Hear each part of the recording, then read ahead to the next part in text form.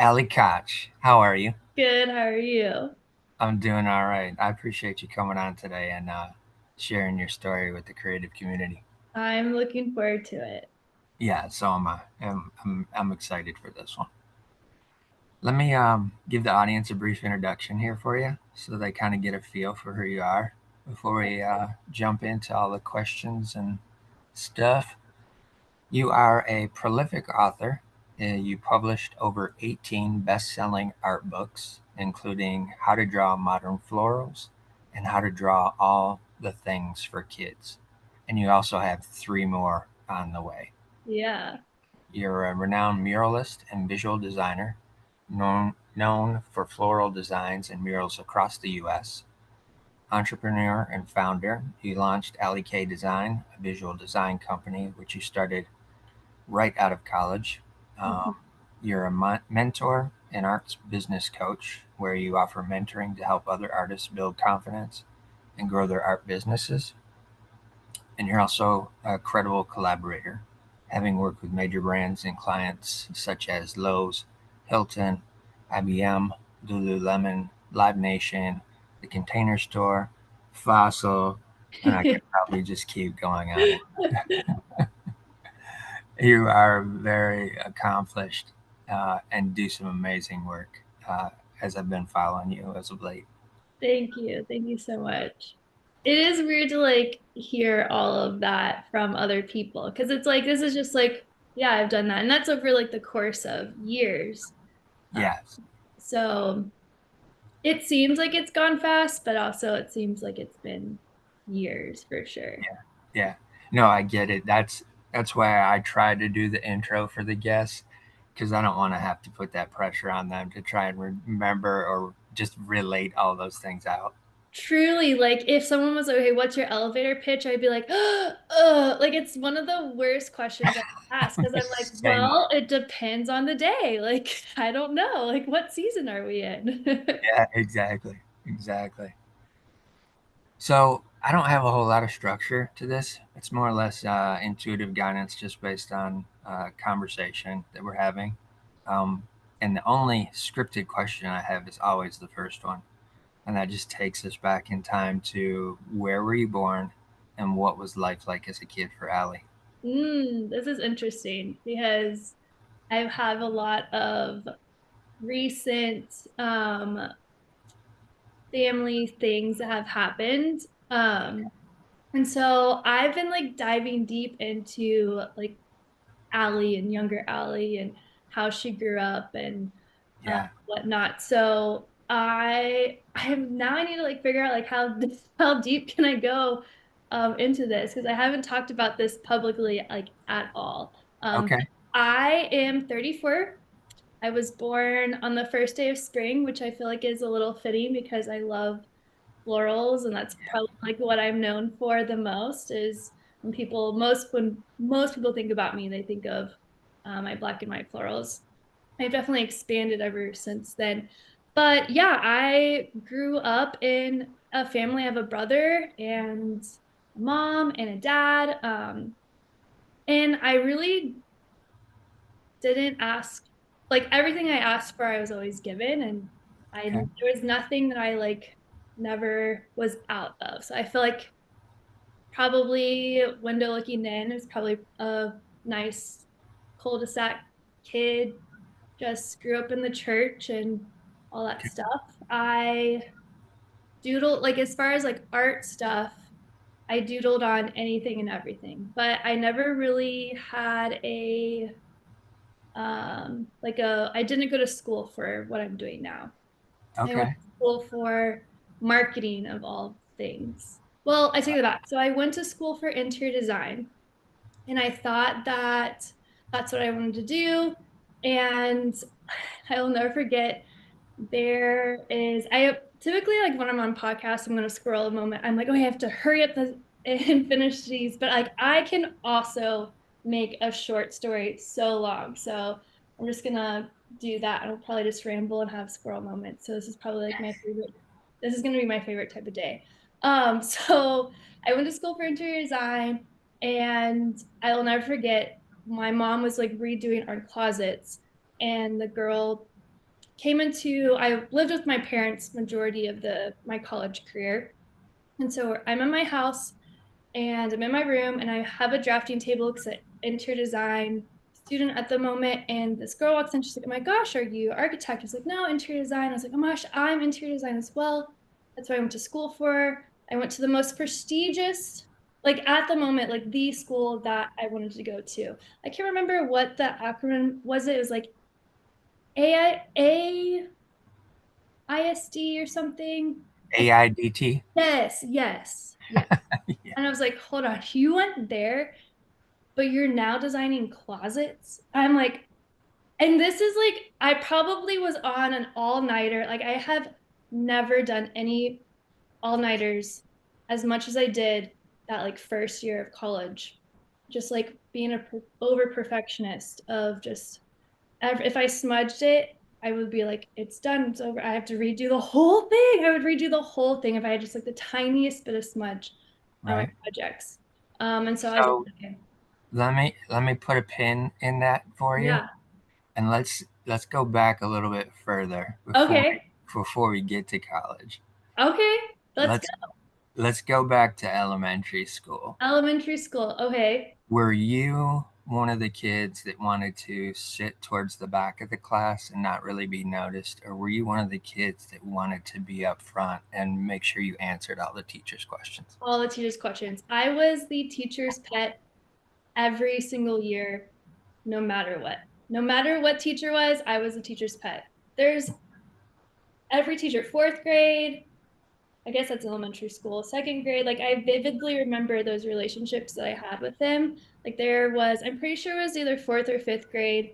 My teacher, we would have like a second recess, and I chose to not do that second recess and stay. It was like me and like three other girls, and we'd stay in this class and just like hang out with our teacher and clean. We would clean her classroom and just hang out with him. It was just like the most fun time to just have that like one-on-one experience with this older at the time like mentor Right. friend and whatnot. So yeah, I was teacher's pet for sure. And Okay. any opportunity, yeah. And so, um, looking at those friends that you had, was it fairly easy for you to garner those types of friends that you were hung out with? Friends are tricky, and it's one of those things that I have to like I'm diving deep in my personal therapy sessions. I always had friends, but I never had like a best friend. I was definitely the friend that I could fit in with in any kind of group. Um, Yeah. but I never had like a solid group of like, okay, this is my like best friend for life or whatnot. It was more of like best friends in seasons. Um, Yeah. never never really had like a really long best friend over the course of years. Got you. Would you consider yourself to be an adapter then, from Ooh, that angle of being I, able to just maneuver? yes, for sure. Yeah. Okay. Yeah. Right on. What type of work did your dad do when you were a kid? He was when he met my mom, he had his own architectural firm. Okay. And so he's super creative in that sense of building entrepreneurship, but also like the creativeness that architecture comes with. But he met my mom, and my mom was a little more like, okay, we need like insurance and like savings, and I need a more stable like income type of thing. So he started doing, man, he's had so many jobs within like the course of my 34 years. So he started off with that. Then he did like displays, like like the end of grocery store cardboard displays. He Yeah. worked there. There was a time where he was like out of work for a whole year, and I'd had no idea. I like just recently found this out. I was like, "What did you do that whole year?" He's like, I just went to a coffee shop or just met with people and networked and like all this stuff. I was like, had no idea because he never was like home or like Yeah. around. He would leave just like he would normally leave. It was crazy. Wow. But now, well, then he like switched and it did consulting. and essentially it's called like PIL, like Partners in Leadership. He did that for years and years and years. Essentially just building leadership and accountability with the higher levels of businesses. And Okay. he still kind of does that now. I feel like he hates the word consulting, but it's essentially like the easiest word that normal people can do. But coaching, consulting, things like that with Fortune 500 companies. So Gotcha. he's pretty Okay. cool. And was mama a stay-at-home mom or did she work as well? Yeah, she was a stay-at-home mom. All right. Yeah. How about grandparents? Did you have much connection with your grandparents as a little girl? Yeah, on my mom's side, my mom would send us to my grandparents like every summer for years. And Uh, probably even more so like in between. Like we only lived, she lived in Waco, like we lived in Dallas, so it was like 2 hours away. And so she would drop us off at grandparents' house as much as she could just to I guess take a break or whatnot. But yeah, it was great because all the cousins were also like there. yeah. So we would all just kind of like everyone were just like, okay, we're just gonna drop the kids off. And so it was fun hanging out with all of them and whatnot. So Yeah, I had a similar type of experience, except my mom always went with us. Both sides of my family are from East Tennessee. oh cool. So all my grandparents and cousins and aunts and uncles, they're all there. Yeah, So us being in Michigan, we came up here, or my mom and dad came up here actually, um, because of the auto industry. My dad was a mechanic. cool. So it was easy for him to get work up here versus being in Tennessee. Yeah, And then when I was born, we'd end up taking trips back and forth for the holidays and summer times and stuff like that and stay down there for 3 to 4 weeks, just depending on what time of the year it was. So I kind yeah, of get that scenario of being around grandparents at particular points in time for sure. throughout the One of year. my like most vivid childhood memories, I think, is Yeah. being over there. Yeah. Did you find a comfort in being in that household? My grandparents' house or Yeah. yeah, I think so. I think it's like one of those like with any grandparents, like you're not having to like worry about getting in trouble with your parents. Like your grandparents don't like punish you, so you could like had the run of the house. Um, Yeah. so it was yeah, it was something different every week. Like it was great. So Yeah. And did any of the grandparents have that creative flair either? um no, I think the only my dad, honestly, like thinking like back at it, because it's like, is it my aunts or uncles or like who is really creative? But really, it's just really my dad that has that kind of like creative side. There's not anyone that's like my brother's creative in music.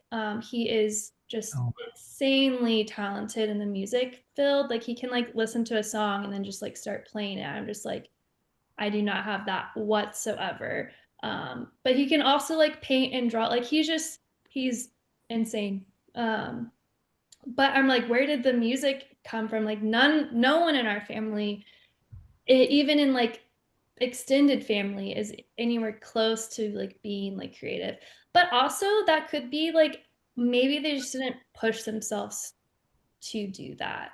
I feel like sure. we had so my mom they grew up essentially like both my parents grew up essentially like poor. Like my dad like always Yeah. jokes essentially like, oh, we lived on the other side of the tracks and Right. whatnot. And so I think and even so like my aunts and uncles and cousins, like we definitely were the most well off out of all of my extended family. And so maybe that was a reason why we were able to kind of have a little bit more freedom of extracurricular activities and going and doing whatever. Essentially, like if I wanted to be like, hey, I want to do this art camp, my parents are like, okay, go to this art camp or Girl Scouts or things like that. Whereas I don't think any of my cousins or aunts and uncles had the privilege of being able to do that. So who knows if they're creative, but yeah, we're the only ones in our family that have kind of gotten that creative gene. But Yeah. I again, I can relate. My family is probably lower class to lower middle class. mhm, There wasn't a whole lot as a kid that I had an example of where it was middle class, upper middle class type scenarios. yeah. So I can relate. And two, it's interesting because for me, I didn't really see. I had one cousin that was into floral design for a while as I Mhm. was growing up, but I didn't really see any artists. Same. It was always like the starving artist mentality. I think that's probably like the when I talk about my story, like I hit on that pretty hard in a sense of we grew up. So I was born in 1991, graduated high school in 2009, but in that realm of going to school and growing up, like yes, my dad had his own company, but he honestly really didn't think about it or like talk about it. And it just kind of was one of those, I don't know if I was just like too naive to be like, oh yeah, dad has his own company. It just kind of like went through one ear and out the other. Yeah, But growing up, entrepreneur life did not look like it did today. Like it just wasn't existent. I felt like if you were to own your own business, you had to be like on Shark Tank or have a lot of capital yeah, or you had to own a storefront. That's what in my mind was like, oh, if you wanted to own your business, you had to do that. And so an art business, forget about it. Like art is a hobby essentially. yeah, So we can get to that story after college, but yeah, yeah, yeah, we just never, art was always just a hobby. And my mom was like crafty and and things like that, but it was never like art like we see today. yeah. You mentioned too that you grew up in the church. Did you guys go to church regularly in terms of like every Sunday or every Oh, Wednesday, Sunday, Sunday yeah. evenings, all of them? Yeah, it almost to a detriment. Like now, like I don't go to church now. Um, I Same here. yeah, I don't know, and it's one of those things where it's a weird topic. It's like you ask Jesus into your heart, right? But like I never like asked Jesus to get out of my heart. So it's like it's Yes. I'm not like an atheist or anything. It's just like That's a cool perspective. yeah, yeah. One of my friends said that. I was like, dang, that is so true. Like, yeah, it's just he was invited in, but he just hasn't left. Like, I don't know. Right. But it's yeah, it's one of those things where I feel like if we had more of a choice, I would probably have a better relationship with church and with religion. Yeah. Growing up, it was so forced on us that it kind of left some scars Yeah. and just a bad taste in my mouth. But the church is like that's where I met my husband. Now, like we met when we were 14, Oh, and wow. yeah, we've been together ever since. And so we met at church camp the summer, 8th grade, going into high school, and we started dating like the first year of high school, and we've been Been together together ever since. since. So it's like I can't hate the church too much because it Right. definitely gave me the life that I have now. But yeah, there's a lot of things that I am thankful for the church, but also like just a little pissed off about the church. Like I think my parents definitely um, used it as I don't know if they used it as a clutch, but they definitely use church as a lot of like help like raising us essentially Sure. and we're just like hey like oh they'll be great we'll just put them in church and they'll learn all of the goods and bads but man the church can be so black and white like it was never gray and my Yeah. personality I I'm a very black and white type of person, and so I'm learning to be more gray in different aspects of my life. And so it was very. hard on me and my brother going through that, and just not, no one in my family wanted to be judged. Um, Yeah. and Yeah. that was really hard. And so we would suppress a lot of things so we weren't judged. And Yeah. that just wasn't healthy. So it's all coming Oh, out absolutely. now, but we're working through it, and we're all stronger for it, and learning and things that we can cope and heal from those Yeah. childhood dramas. But yeah. Yeah. Again, I can relate. Um, I went to public school up into third grade, and then at that point, the church that my parents were taking us to, we didn't really go to church a whole lot. Um, in like kindergarten, first grade, second grade, um, third grade, they started going more, and then by the fourth grade year, the church was going to have their own Christian school open up. Mhm. And so my parents pulled me out of public school and, had me go to the Christian school. And it was a K through 12 combined. I think the first year that they were open, there was only 30 students from K through 12. Wow. Um, yeah. So it was kind of strange from that perspective of, you Yeah. know, and it was also an ACE school, which is ACE stands for Accelerated Christian Education, which is a program that the college that I went to for a short period of time, Pensacola Christian, they were developing some of those curriculums. And so it was basically Like self guinea study. pig. Yeah. Yeah, self study, um, all that kind of stuff. So I would be in the same classroom as a senior, essentially. That's crazy. Yeah. And so I kind of have this similar relationship with the church. I've seen far too much hypocrisy that's taken place over the years, and Yeah, you know unfortunately. being told you need to do this and that, and all you're seeing is everybody essentially going against it. Now granted, there was plenty of them that were going in the right direction that I looked up to and I respected them. Right. Um, but there was the others that were in leadership roles that were, doing the exact opposite of everything they were saying. It was like, what is this? I don't understand. It's like I'm not getting the whole truth ever. I'm only getting half truths. Right. So I've had to do a lot of work in that area as well. Mhm. Mhm. But have got to a place of kind of that same scenario of Christ didn't ever leave much heart. So Right. Right. I love that you said that, because it's like, why do I need to have him come in again? Right. Right. Yeah. You're just Um, hanging out. Yeah. yeah. So what I've been able to develop is more of a spiritual mindset and practice, especially with my creativity. I feel Yeah. that it's a spiritual practice being creative, anyways, For sure. with whatever form it is, whether it's art, music, fashion, Mhm. acting, theater, dance, all of it, I feel is creative and spiritual in the same breath.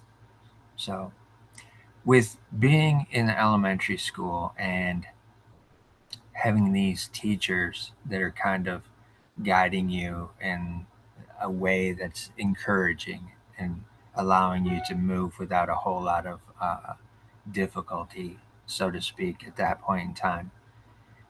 Did you find any of that outside of elementary school? You mentioned Girl Scouts, so Right. something like that was a similar As scenario. far as like an adult relationship, or no, I feel like I clung quickly to my teachers. Trying to think. I really don't think so. Like I said, like I liked my Sunday school teachers, depending on who they were.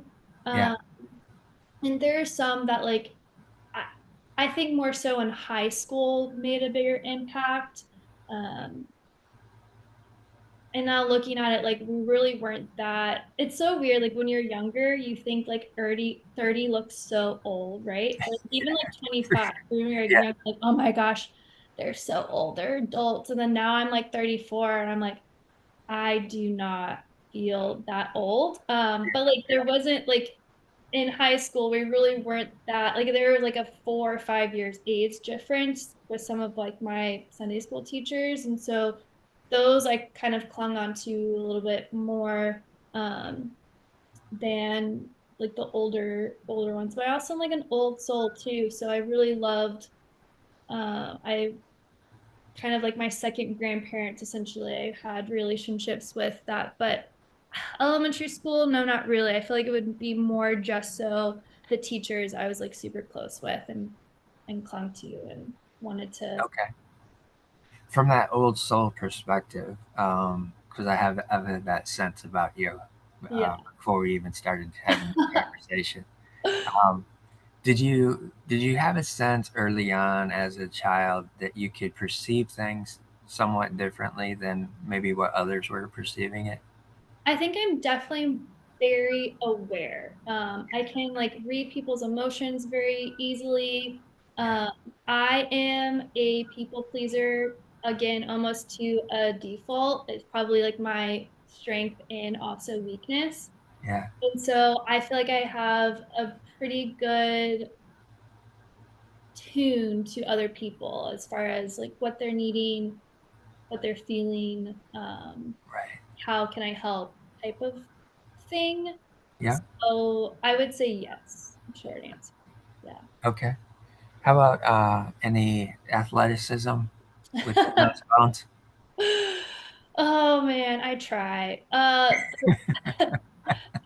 Growing up, there was a Brady Bunch episode where Marsha gets thrown a football and then gets hit in the head and like breaks her nose or something. Yeah. And for some reason just traumatized me growing up. And so Okay. I'm like, dang, like there were definitely nights where I remember just like hanging out with the kids in the cul-de-sac, throwing a football and whatnot. And one time when I was like in fifth grade that we played kickball and I got a home run. And so it's like it comes out a little bit of like little precious moments, but I would say I'm not like it doesn't um like I hate working out, but I know that I have to work out. It's not one of those things that like excites me, like, yes, I have to Right. work out type of thing. Like Yeah.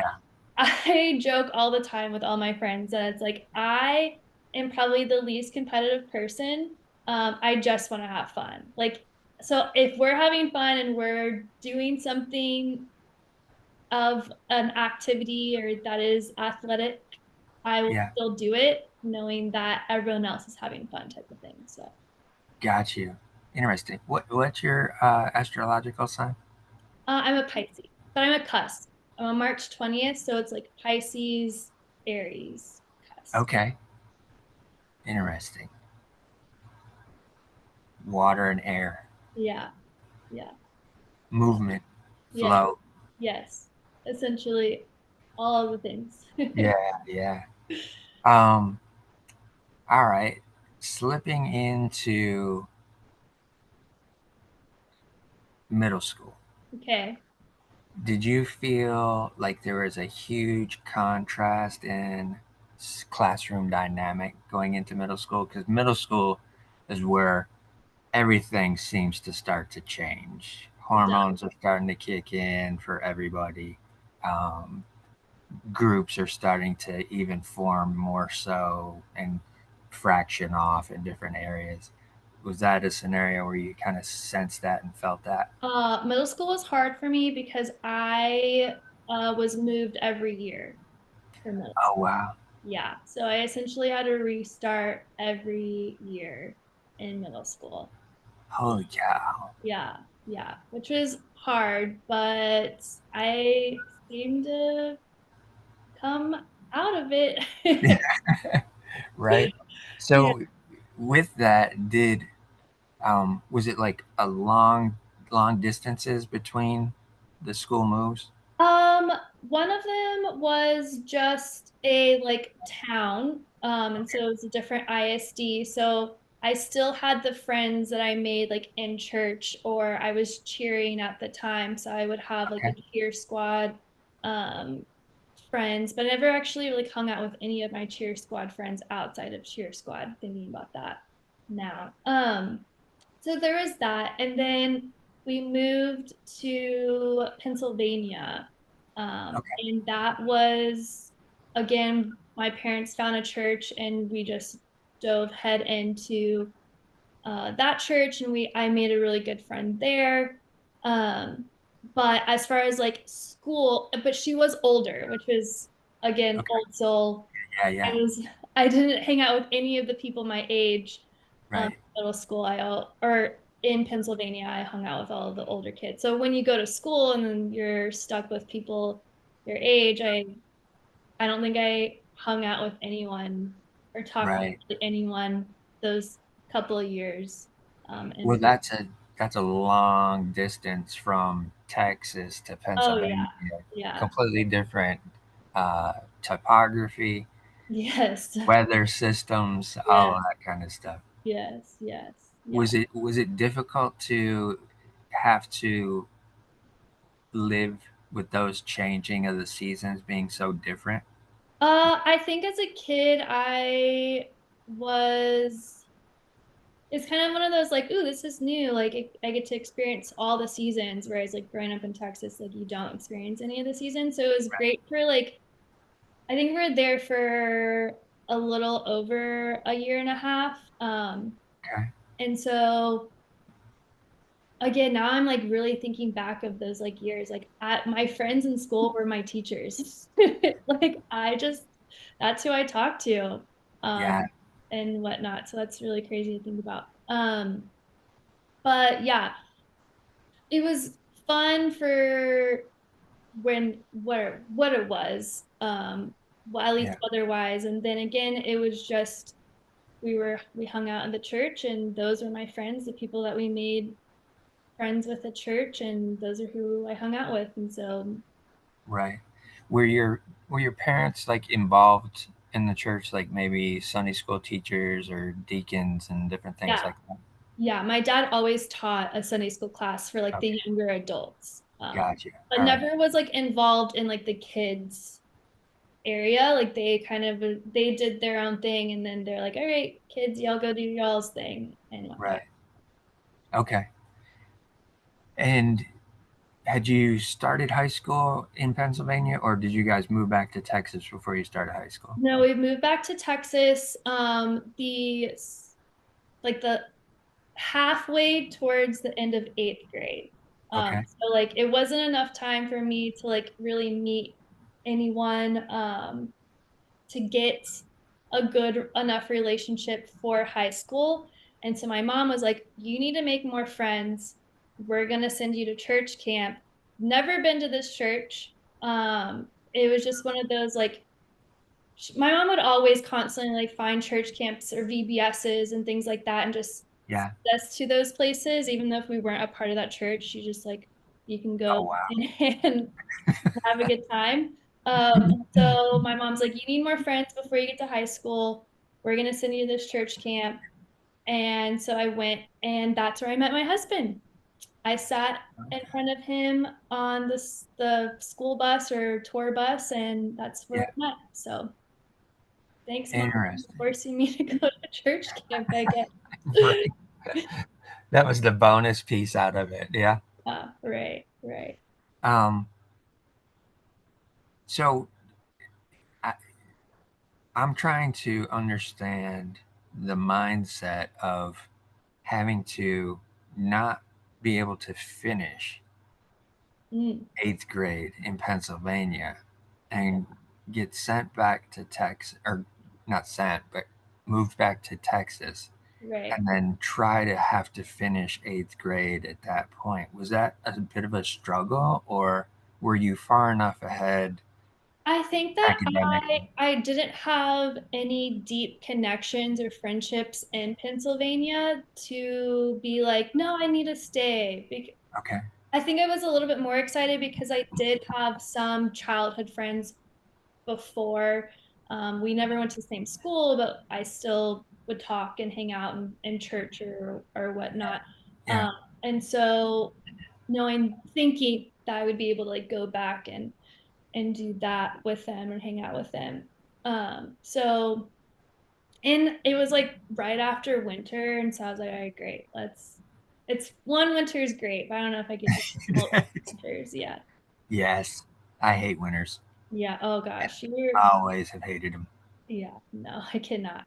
Yeah, yeah. That's why I live in the South. Um, so once you meet your now husband at Mhm. this church camp, was it a scenario that once you left church camp, you were able to connect because of school, or was it church that was still a potential connection? So we ended up being obviously I was like, okay, well now we have to go to this church because I'm like crushing on this new boy, right? So I like essentially told my parents, they're like, well, this is the church I want to go to. And so they got connected in that Okay, church. And we were going to the same high school, which was also like a bonus. And right. so yeah, it was nice. There were other girls as well that were part of the church camp that also were going to high school. So going into high school was a little less scary, knowing that Okay, I had some people that I could like look at and be like, "Hey, I know you," type of thing. So right, right. And once you got into that environment, did you continue to do cheer? I did cheer. I did get back into cheer when I got back. I think that's kind of another one of those things where my mom's like, okay, do church and like, okay, do cheer, make some friends, or like that is like your social activity. We always had to have at least like one social activity. My Okay, brother did, honestly, don't even know like what really my brother did. It's really sad. That could be like a whole other podcast. Um, but yeah, so that was always like mine. So we did cheer, but it was a very short year. I only did that one year. And once I started high school, I stopped doing it. okay. What's the age difference between you and your brother? 4 years Younger or older? younger. He's younger. Yeah. Okay. Well, that makes some sense as to why you may not have Yeah. remembered everything that It's he was like one doing. of those, like, it's a whole, like, we've never went to school together. Um, Yeah, and it's just completely different, like, age gap, I guess. Yeah. yeah. I have an older sister that's 7 years older.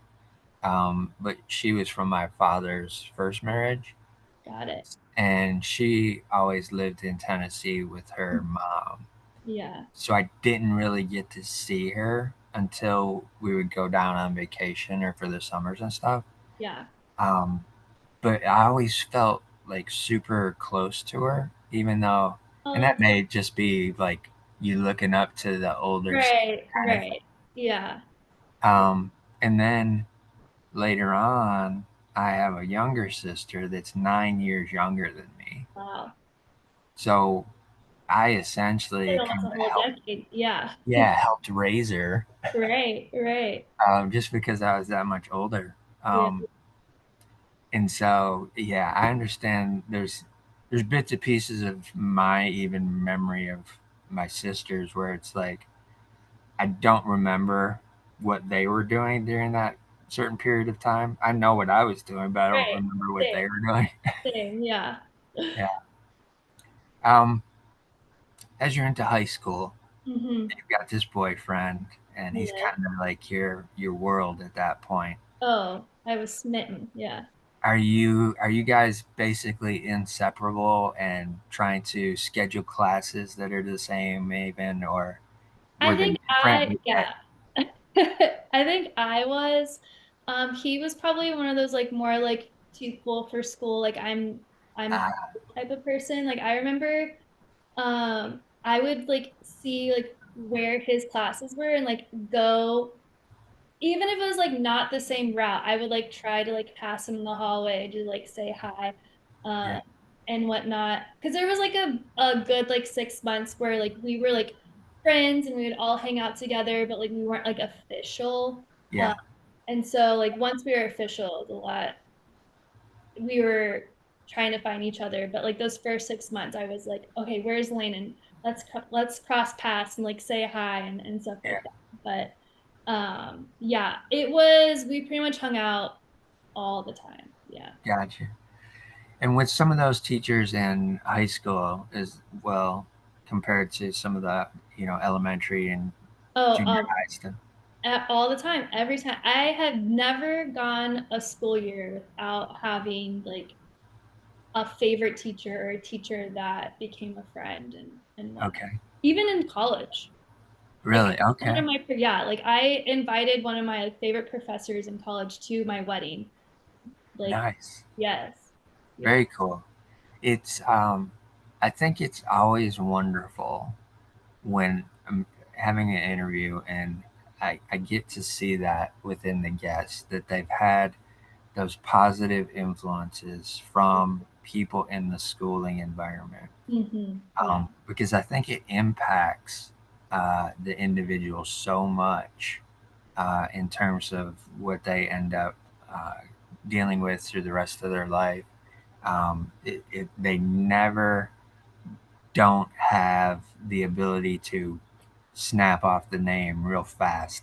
I Right. remember this Yeah. one. I Yeah. remember that one. Yes. And I don't Um, know if it was like people pleasing, and it probably could be like at the extreme of like, okay, I need my teacher to like me so much that I'm going um to be friends and yeah. good grades and ask if I can help or things like that. But they saw that, but then they also like poured so much into me. I don't know if they just saw my hard work and they're like, oh, this girl hard is just such a hard worker. Like, yeah, I'm going to cling to that because I'm sure that they just get people that just like don't care or Oh, yeah. and just phone it in. But yeah, one of Right. my favorite sayings that my dad has taught me was just like people won't care unless they know that you care. He taught me that from a very, very young age. And so I feel like that's what I try to pour into like just trying to care as much for them as a human, but also them as just a teacher. And same with friends and whatnot. And so I think that's why it was just a mutual beneficial relationship of mentor, mentee helping. And I have dyslexia. And so Okay. going through school, it definitely was a big challenge. And so I think it's always in all of my charts of that. And there was through middle school and elementary school, I was always in like the dyslexic program, um, going through all of that. So it probably was just like having that extra help was all, I always had to ask for the extra help and Uh-huh. tutoring and things like that. And so they, yeah, could They cling on provide. to those teachers and provide those extra help. Yeah. Did that affect you mentally to the point where you felt um, out of place or completely different? I don't know so much completely different. It definitely wasn't something that normal kids either had or talked about or whatnot. It was fresh. It was more frustrating in that sense. Okay. So I would just stumble on words or like couldn't like I could think about it, but like wouldn't come out of my mouth and back then everyone's like, "Oh, you're so cute, Allie." Like, "Oh, it's so cute." But yeah, I tried to either not think about it and just like let it be and just ask for help and like ask for extra tutoring versus Yeah. it being a clutch essentially. Right.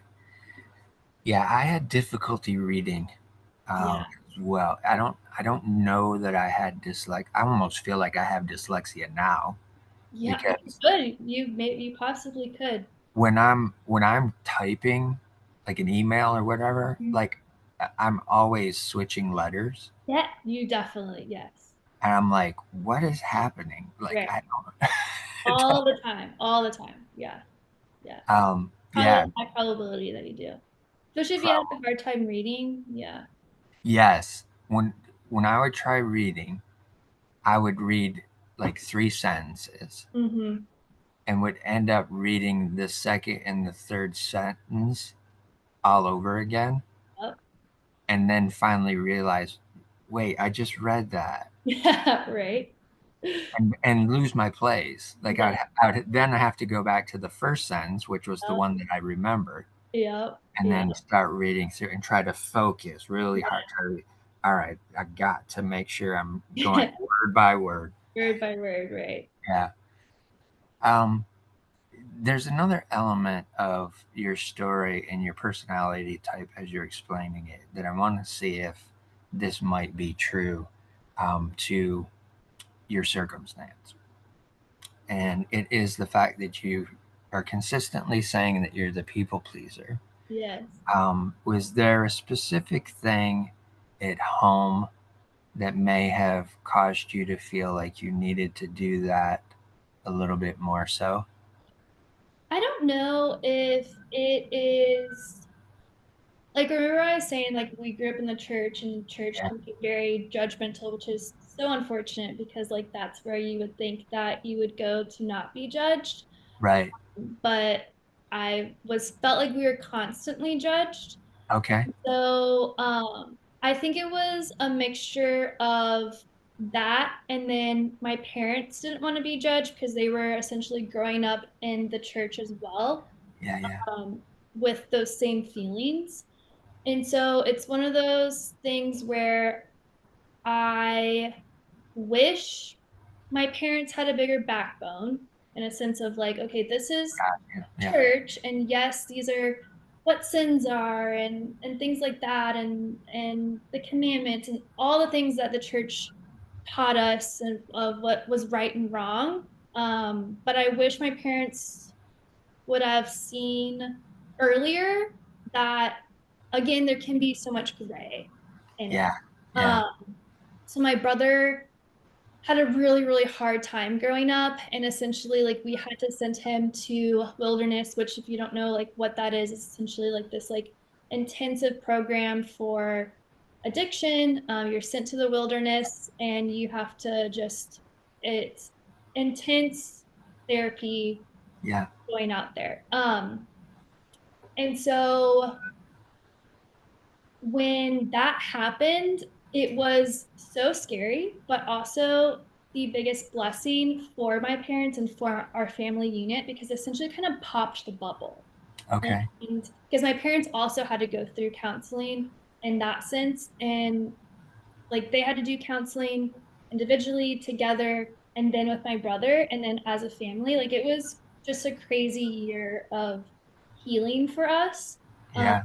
but and that happened when I was in high school.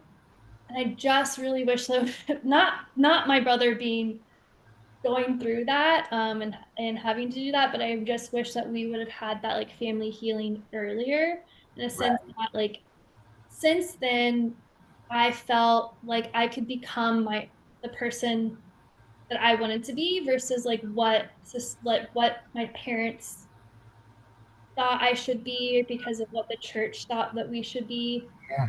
type of thing. So I think that's probably where my people pleasing started was that I just wanted to Okay. make sure that the church accepted me, which then my parents accepted me because the church accepted us and like all of this like non-judgmental Yeah. way. And so it was really hard. It still is hard to talk about and break through mentally of Right.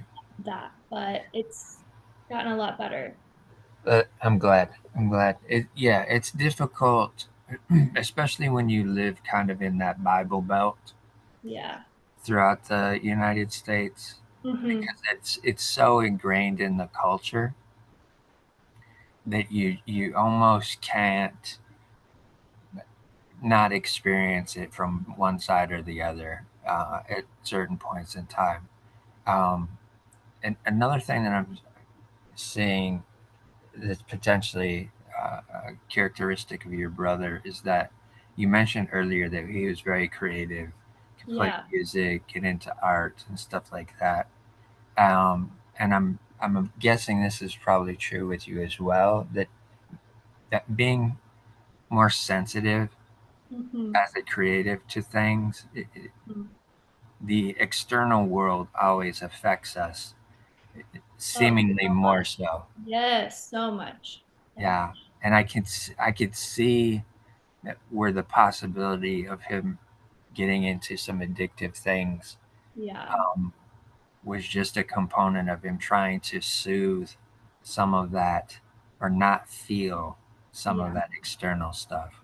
Oh, for sure. And there's a lot of me being the older child, and because I was such a big people pleaser, like it was, I needed to excel at everything to the max and perfectionism, all that stuff. And so I kind of set the bar high. My brother, he kind of rebelled and he thought that he couldn't reach Okay. my potential. So that there was that aspect of it. But also, I think he did rebel in a sense of like he felt like that was his way of getting attention um, and whatnot. So yeah, lots of things to unpack there for sure. Yeah, I But get it. yeah, yeah, the people pleasing is I'm working on it, but it's definitely a deep engraved.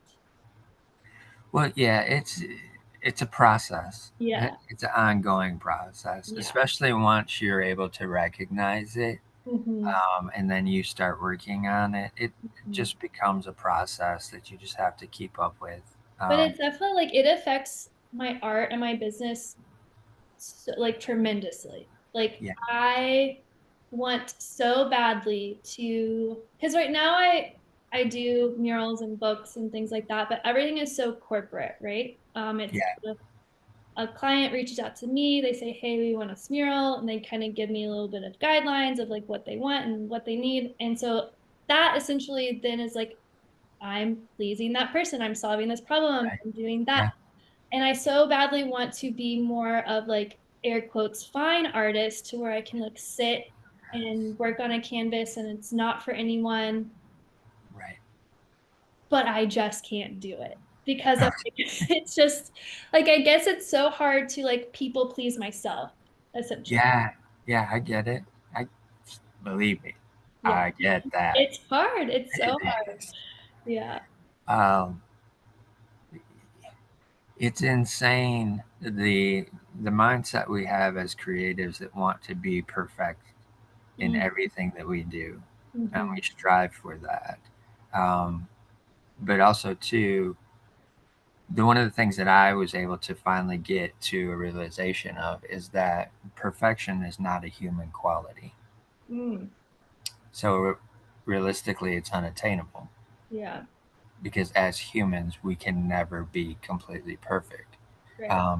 And as much as we try to do that with our creative expression, it can only go so far. Like we can take it to a point where we think that, it's great. Somebody else looks at it and it's like, oh my God, that's insane. How did you do that? And you're Yeah. looking at it and you're like, well, there's that wrong Yeah. right there. And I didn't finish off this area over here. Like you're Right. just pulling it apart. Right. So yeah, that's an ongoing thing I think many creatives end up dealing with. Mm-hmm. Um, Once your brother goes on this uh, journey Yeah. to this camp Mm-hmm.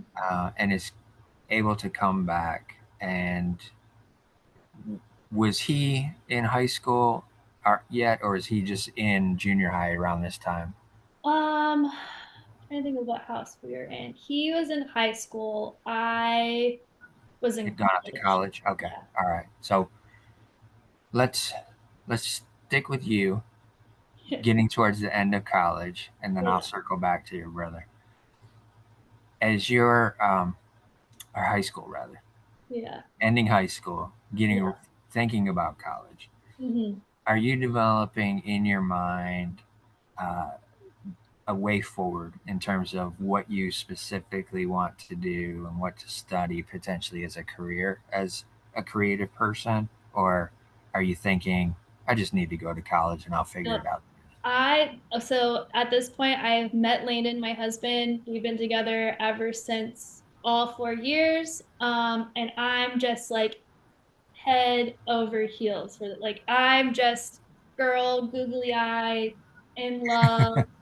like let's get married type of thing. But my parents were like, we're not going to pay for a wedding until you go to college.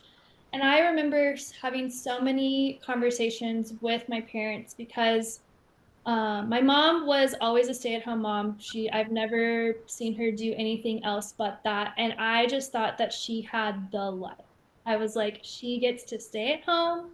She gets to go play tennis. She gets to hang out with her friends. She comes home, cooks and like keeps the house and hangs out with us and takes us to all of their. I was like, that seems like the life. And so my Yeah. entire high school was essentially I'm going to get married, I'll have this degree, I'll get a 9 to 5 job. But the minute I have babies, I'm going to be a stay-at-home mom. Like that was my ambition was to be like, how quickly can I be a stay-at-home mom as soon as possible? So I went to school just to go to school and go through the motions. At that point, that's where I was, and I was planning my wedding and what my life would be like with Landon. It was never Okay. like what career and what ambitions in my career were going to be. So the life that I have now is a complete 180 to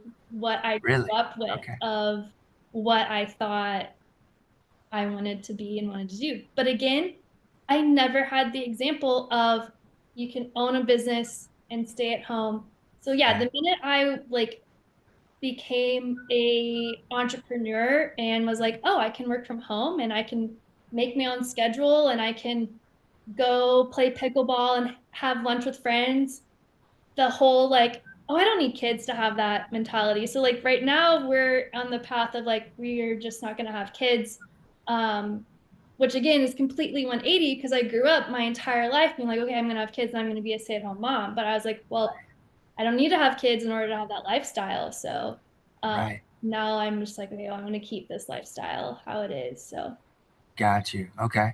And so what college did you go off to then? I started off at Texas State, again, smitten with Landon. Landon was going to go to UT. As I knew I wanted to have a different college experience. Like, we're like, okay, we've been together for 4 years.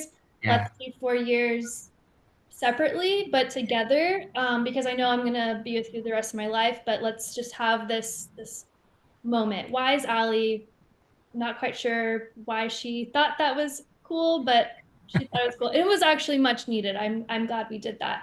So Okay. went to Texas State. He was going to go to UT. He calls me the summer, like we're about to get into summer, and he's like, yeah, so I met some of my best friends and I can't leave them. So I'm gonna stay because he did the UTA program where it's like a sister program where you go there for a year and then you're automatically accepted at UT in Uh, Austin.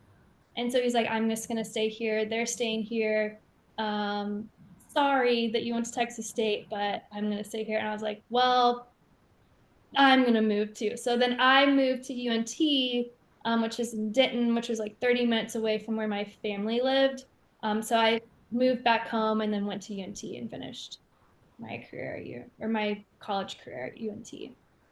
and what did you end up getting a degree in from that? I was at interior design major at Texas State, and then I switched to because of that story at the beginning. I was like, I'm not gonna Yeah. um, do all of these late nights and hours and hours and hours of interior design school for 4 years just to design closets. So I went to school for marketing. Marketing. Okay. And did you see anything within that course study that really intrigued you, or was some of that maybe coming from your perspective of what your dad was doing and some things that he was involved in? No, I really, really, really wish I could like go back in time and redo college all over again. I would have done it completely different. I would have taken more advantage of extracurricular classes like pottery or like taking more art classes. Um, but also wish that entrepreneurship was a thing. Like I feel like I probably would have done either like graphic design or taken an on like Yeah. gotten my degree in entrepreneurship. It literally was so my husband's family, they're all engineers. And so Okay. it definitely had a huge impact on my life because I was with them for so many, like if I wasn't at my house, I was at his house. And so his parents were very influential on me. And so his dad is constantly like talking to like, oh, 401k and what degree and like all that stuff. So like my husband got a business degree as well. And so they're like, well, you should probably get a business degree too, Allie. Like that's going to be like your most solid career path. And so I was like, okay, I went down the list. I'm like, okay, what's the most fun and interesting business Right. degree? And I just landed on marketing because I thought Marketing. it was going to be the most creative and fun out of that aspect. So I honestly just phoned it in through college. There was no ambition. There was no, I had a few teachers' pets, but not very many. And I just went to school and went home and studied and just was like ready for it to be over type of thing. So Okay. How yeah, about how about job opportunities? Did you have jobs in high school and then into college? I was a nanny all through high Okay. school. Yeah. And I started off with like a primrose. So it was like a monastery school. So I started off there. And then one of the parents were like, oh, we love you so much. Can you just be our nanny full time? So I did that all through high school, which is so weird because the kids that I nannied for are like in college and are about to graduate. And I'm like, I am not old enough for this. This is weird. They're like, you're about to graduate college. This is crazy. Um, and so I did that, but then through college, I had a really dear like not high school, elementary school, just young. They've known me since I was probably 4. Okay. They're kind of like my second family in a sense, but she was battling breast cancer. Nan was battling breast cancer. And so they needed help at the boutique that she owned. And so I helped them all through college on running that boutique after schools and things like that. So Okay. Did some of that nanny experience kind of uh, take some of that parental yearning that you may have had at that point in time? I Did it kind probably of should have, but man, I was a goddamn good nanny. Like they loved it and I loved it. It was so much yeah, fun. Like, it's not something like I hate kids, but right. I'm really good at it. Like I know for a fact I would be a really great mom, but I just think I like the autonomy that I have now. I'm not ready to give that up. Yeah, it's definitely a give and take scenario, Definitely. especially if you're a creative and you're entrenched in your career and Mhm. Mhm. trying to even grow as that creative to get to the Right, point of being just the fine artist where you don't have to worry about the client kind of a thing. right, right. That that scenario, if you have kids, it there's always a pull Hmm. that Hmm. comes in play. So I get the mindset there. Totally get it. I never got married, don't have kids, so yeah, I understand it. And the reasoning not to. Right. We can be like the great, cool aunt and uncle Yeah, and the aunt and uncle to our best friends' kids yeah, and looking forward to those times. But yeah, I think at the moment, yeah, kids are just not for us. But yeah. you never knows. 5 years a lot can change. So Right. Absolutely. 2 weeks can change. honestly, honestly, yeah, um, so as you're graduating from college yes. and you're thinking, all right, I have this vision that I'm just going to go ahead and get married and then Yep, I can stay at home and I've yep. got this marketing degree.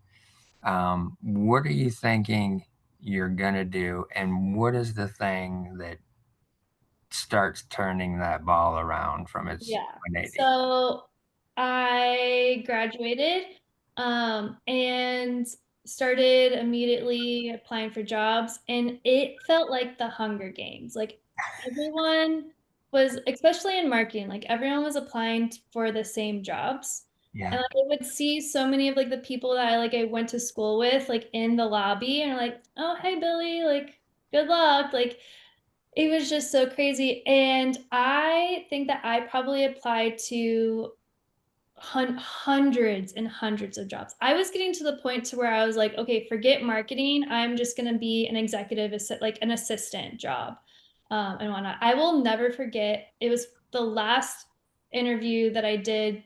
I was like, okay, I'm not going to do an executive assistant job anymore because the lady, she is interviewing me and she's like, okay, so like where do you see yourself in 5 years? And I was like, well, honestly, like I really do see myself like I can be an assistant for a really long time. Like I would actually really thrive in that scenario. Yeah. Yeah. And she looked at me dead in the face and she said, you have way more potential than that. I am not giving you this job because you you need to have more ambition than just being an assistant. I'm like, okay. So I didn't apply for any more assistant jobs, but I could not get a job. You would think that an assistant, like front desk job, would be the easiest job to get, right? Like Yeah. I have a pretty face, I'm friendly, like all these things, could not get it. And so I was working at the boutique that I was working at through college. I started modeling, which I didn't Okay. make any money doing that, but I was like, oh, this could potentially be a passive income type of thing. It didn't, but it it did help me. I'll get to that. So it was one of those things where because I didn't have a corporate internship because I was working at the boutique the entire time, they wouldn't give me the experience because I didn't have the experience. But Mm. also looking back at it, I think it was just one of those like I was meant to be doing this. And this Yeah. was my path of life. And so hundreds and hundreds of interviews, I couldn't land a job. But while I was interviewing, we had gotten married and I had my first apartment. And so of course I wanted to like decorate it. We weren't poor per se, but I was like looking at Hobby Lobby and things like that. I'm like, Yeah. I can make that. I have all this time. So I'm going to Right. do that. And so I started making canvases and painting globes and doing watercolor and just like crafting at our kitchen table. And then as gifts, I much rather give a homemade gift than buying something. And so I would start giving my friends those things that I was making. They're like, oh my gosh, you're so good, Al. I can't believe you did this. And then they're like, they're starting to hire me to give gifts to their friends. And I'm just like, this is weird. Why are you paying me? Like, I'll just do that. Like, I would much rather just give it to you. And they're like, no, no, no, we're going to pay you. And so I'm doing this on the course of months. And there was Christmas. I had like 75 orders for Christmas orders. I was like, and people are paying me. I was like, this is crazy that people are paying me for art. And I go to my husband and I was like, I think this could be a job. And he's like, yeah, I don't know. Like art's kind of a hobby, like, right? And I'm like, yeah, I don't know. I think this could be it. Because this was again 2014. Etsy was pretty big. People were starting, and I started my first Etsy shop and whatnot. But we just grew up in that lifestyle. Like he, especially like an engineering background, like art was a hobby. That's what you did on the side. And so I told him, I was like, give me 6 months. Like, I think I'm gonna like just slow the roll on interviews. I'm gonna just like dive deep into this and see where it goes. And so I was okay, I know I need to make my because I was probably like breaking even at that point. And I was like, okay, let me get in the wedding industry because I was modeling and a lot of the modeling shoots that I was getting gigs for, I was the pretend bride in these styled shoots. Okay. And so I was the pretend bride and the style shoots. It's like all of these vendors get together and make this like fake wedding type of thing. So there's a calligrapher and florist and event Right. planner and photographer and all that stuff. And so I started networking and making friends with all of these vendors. And I would be like, hey, like I can do that calligraphy too. Like if you ever need someone, I would take the event planners out to coffee and whatnot. They're like, yeah, sure. And so I got my first styled shoot as not the bride, but the calligrapher, and it just skyrocketed. And Nice. I grew my business like it was so fast because I knew that I felt like I kind of like hit the mark of like what was the right way to network, and it was to make friends with all the vendors. I never had to sell or do cold Yeah. emails, or like my Instagram was still super low. I was busy nonstop just because I was friends with all of the vendors and they would refer me and vice versa. So it was Yeah. great. It was a great, but I also didn't, I hated the industry. More so like I hated the mother of the brides. They really did me in, unfortunately. Yeah. I can imagine. Yeah. I Yeah. can imagine. Yeah. So I started doing that, and I was like, I think this is gonna be my job. I told my husband, he's like, all right. And there was a like that first couple year, he was just like, okay. And even like with not my family, because my family, of course, I could like do anything, and they're like, I went to the moon or something. They're always very supportive. But like his family, they would kind of be like, oh, what do you do? I'm like, oh, I'm an artist. And they're like, oh, bless your heart. And they kind of like would look at me and like, They gave you that line. yeah, yeah. They like looked at Landon like, oh, you're gonna have to support her the rest of your life. Like, I'm sorry. Like, that's what the first couple of years were like. But man, is it nice going to family events now because it is completely the opposite. Yeah. Yeah, I can imagine. Yeah. Especially in the South when you get that line. Yes. Bless your Yes. heart. Bless your heart. Yeah. You know exactly what's behind it. Yeah. It's not as lovely as it seems. Yeah. But I've definitely proved them all wrong. So fast forward, like we'll probably continue through the story, but now my husband, I was able to retire my husband from corporate world, and now Amazing. he works with me. So it's complete full circle of just where our story started. Yeah. That's wild Yeah. and amazing all in the same thing. Oh, it's great. I think it's probably one of my biggest accomplishments. Like when people are like, oh, like, what's your biggest thing? It's that. Like, it's not the 20 books or the biggest mural. It was being able to grow my business enough to be able to support us and our lifestyle and Yeah, whatnot. So that's pretty cool. for sure. For sure. So once you decide, okay, I'm kind of done with the wedding industry Yeah. and dealing with them, where are you starting to pivot at this point? So I was doing calligraphy, doing weddings, and started doing calligraphy classes. But I wanted my own like my own studio to be able to do that because it's just so hard to find places to host those. And so I went on Craigslist and found the most this rinky dinky studio space. I showed my parents and they're like, this is not good. I was like, no, no, no. Just throw some white paint on the walls. It's gonna be amazing. And my landlord was like, yeah, do whatever you want. This is your studio. I was like, great. So I painted all the walls white. And I asked, I was like, can I paint on the wall? And they're like, yeah, it's your studio. Like you can do whatever you want. Like just paint over it if you need like just like you're renting. I was like, okay, so I painted my first mural at my studio space and posted on Instagram. And within 2 weeks, not exaggerating, a realtor, um, he reached out to me. He was like, hey, you paint murals? And I'm like, yes, I paint murals. That first mural, I had no idea what I was doing. I'm pretty sure I painted it with a Sharpie, like half of it, because I was just like, I have no idea. I used a projector, but it was like one of those like old school like head Yeah, like cloth projectors. That's like what I thought a projector was. yeah. I like went to FedEx and got a what is it? The clear sheet. Oh my gosh, what Uh, is it? the clear sheets that you put on the projector. Yes. Oh, I, I know exactly what you're I know. talking For about. some reason, I'm I drawing want a to say blank.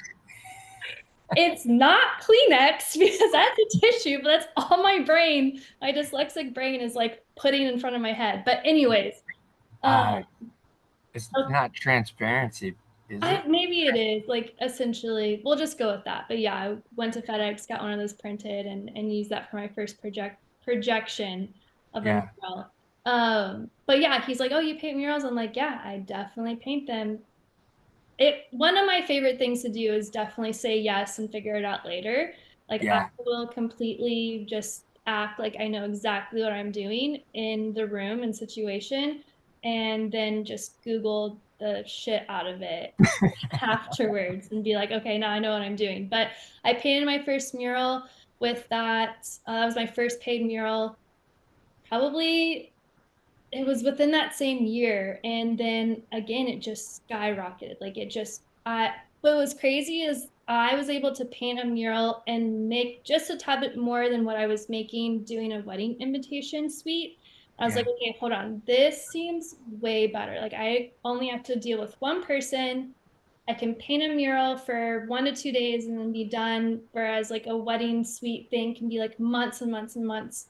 I was like, I'm gonna transition to that. So I transitioned to just doing murals and quit the wedding industry once it became more profitable in my business. So it was Okay. great. And at this point in time, is your brother, is he starting to do better? Um, He as is you're definitely watching from had, afar? yeah, he definitely had his moments and his a couple bit more skin knees in the game. Okay. But he definitely was progressing in the right direction. And is he starting to delve into his creative Yes, stuff I as am well? so proud of it. We are definitely like this year, a lot changed with my family, and we were able to kind of trauma bond over that essentially. Yeah. So we have been closer than we have ever been ever in my 34 years or 30 years I've been with him. And so he's been Amazing. able to find someone that was also creative as like a girlfriend, and he's pushing him to be more creative, and he's sending me stuff all the time with things that he's making, and it's just really fun to watch him be able to do that. So yeah, he is really great right now. Yeah, Nice. Excellent. yeah, Yeah, I wanted to circle back just to see where yeah, that he's was great. for him. Yeah, yeah, Cool. I think it's so amazing as well when creatives are able to find partners and mm-hmm. or husbands and wives that are creative along with them, Yeah, because I think it just builds a stronger foundation it really does. creatively, Yeah. um, because you have somebody who's literally starting to think the way that you're thinking Yes. and understands what you're dealing with the business side of it. Mm-hmm. I think it's such a blessing when creatives are able to find partners that are, whether they're just girlfriends or life partners or whatever, that are able to experience the same thing and have their own flair and creative Yeah. talents as well. Yeah. I think it is because Landon's still very new into his own like personal art career, and it is so fun to watch. And I try to be on the sidelines and not get too into it because I want to make sure that it is his own. But the things that he like comes to me and like vents about, I'm like, I have the same exact thoughts this week. And he's like, no, no, no, you're fine. But I'm like, no, I ain't like Yeah, like I know that I have a very long list of resumes and things of that I've accomplished, but I still have the exact same thoughts and guilt and second guessing as if I'm starting over. Like it just for some reason I just don't think it ever goes away. And if it yeah, does go away, please tell me what the secret sauce is because I want that. I will pay good money for that. But yeah, so it's really fun to be able to connect with that. But it definitely, okay, so like 14, we've been together since we were 14, we're 34, like it's a lot of years and a lot of seasons and a lot of phases that we had to go through because it never, because he worked um corporate and he worked at Amazon while I was doing the art business majority of the time. And so that was a really hard pain point of a season in our marriage when he was doing corporate world and working 12 hours a day sometimes and coming home. And I'm just like sitting here working and doing arts and crafts, I probably thought to him. Um, Yeah, and so that was really a really, yeah, we had to go through a lot of therapy to get through that moment in our relationship, but we were able to okay, get through it on the other side. And then like, yeah, I was able to retire him from corporate world and he just like a completely different person. Like night and day. It's just so crazy to see him just become who he really is and his yeah, true potential. And yeah, just so not having stress in your life is, and that corporate stress really for takes sure. a toll on people. And it just really breaks my heart thinking that majority of America, well, really over the world, but essentially majority of Americans are just stuck in that hamster wheel of life. And it's just so, so sad to watch. Yeah, for sure. That's they're stuck in that hamster wheel that every 2 weeks or every week they're getting a check that they know is going to be there, Right. um, and it is fantastic to be able to have that kind of security. Mm-hmm. But also too, if it's something that you just despise having to wake up for every morning, it's Yeah, and maybe difficult. they don't fully despise it, but I don't think deep down that they know like how soul crushing it can be. Like you wake Yes. up and it's the same day every single day. You have 2 days off and then you have to do it all over again. And then you have like maybe 2 weeks of vacation of the year. Like, whew, I've never experienced corporate life. Like it's probably a fun fact I could say, like never worked a 9 to 5 job. I've always done this. So very I just can't picture in my head of like what that life would look like. But yeah, it's just so crazy to like even think that majority of people have that lifestyle. For sure. Another thing that I think is important too and fascinating is that you've literally been together for 20 years. Yeah. And early on, when you're going through these difficulties, you have the wherewithal between the two of you to seek out some counseling, to get some help, to get some perspective of maybe something that you guys aren't able to see fully and get a different point of view for that, which I think is it's amazing that you're able to recognize that and step into that. Um, But is that because I've always seeked that out from now I'm like thinking about it, I'm like, well, I've always seeked that out in my teachers. And so like the minute like something is like, hold on, this is hard and difficult, like let me go seek some type of alternative way of like, because I know like I can't do it by myself. It's yeah, possible. Even just running a business, I have other people helping. If it's not my taxes or bookkeeping yeah, or someone to help film content and things like that, like it's just one, it's boring, and for, it's just so I get way more out of things when I'm able to have a sounding board of someone else. well, I think that's the old soul in you, right? I love it. I'll take that. Because, yeah, it's the old soul that's always searching for more information. Yes. Oh, constantly. I will just, yeah, that fills my cup is Yes, to like talk and like, yeah, I could probably talk about myself all day long, but I just like the communication. I have fired so many therapists because if they're constantly just be like, well, what does that make you feel? I'm like, nope, absolutely not. Like, I need to have a conversation. I need to know your thoughts and how you felt, how you like, yeah, it not just me, it's also you and learning. I think learning is definitely one of those like things that fills my cup for sure. yeah, absolutely. The I want to highlight something right here for the audience, Yeah. and it is the fact that you said you fired quite a few therapists because you weren't getting what you needed from them. Yep.